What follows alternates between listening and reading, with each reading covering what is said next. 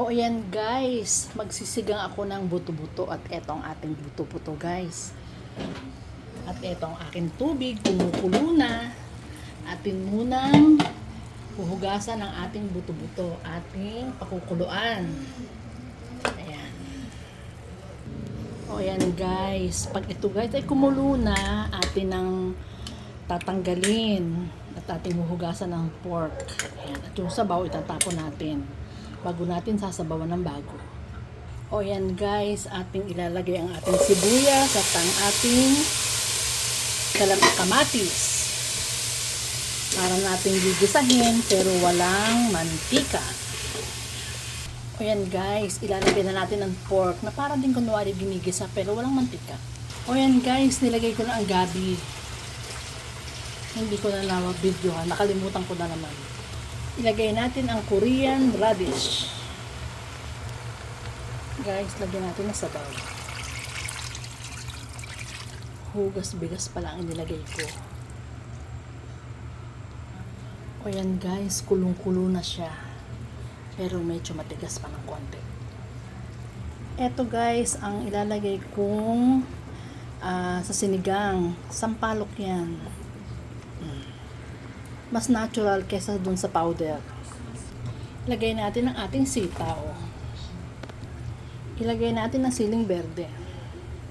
Ilagay natin ang ating talong. O yan guys.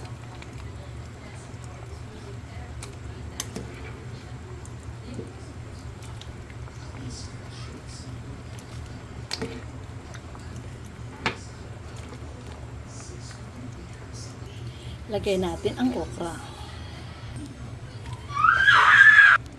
O yan guys, nilagay ko ng okra. Konti na lang at maluluto na ito ang ating sinigang.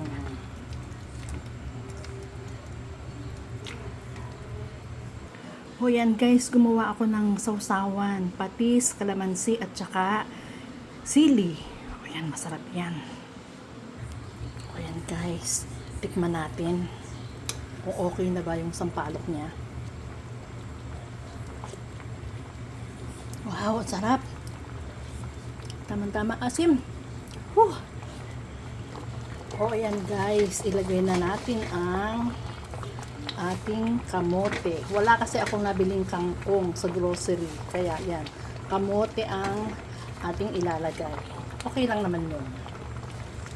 Ayan guys.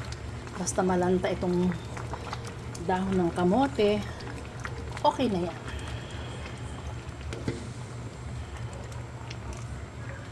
Ayan guys, luto na. Kakain na kami.